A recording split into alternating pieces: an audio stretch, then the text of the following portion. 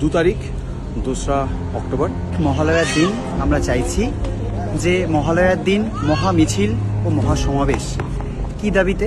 আমাদের যে ন্যায় বিচারের দাবি এবং যে থ্রেড কালচার চলছে, আমাদের হসপিটাল সেফটি, থ্রেড কালচার, অভয়ার বিচারের দাবিতে এবং স্বাস্থ্যক্ষেত্র সহ সমস্ত জায়গায় ভয়ের রাজনীতির বিপক্ষে 2 তারিখ 1টা থেকে মিছিল শুরু, কলেজ স্কোয়ার থেকে শুরু, ধর্মতলায় গিয়ে শেষ এবং ধর্মতলায় সমাবেশ। এবং এখানে WBJTF আছেন, আমরা তিলোত্তমার সবাই আছেন।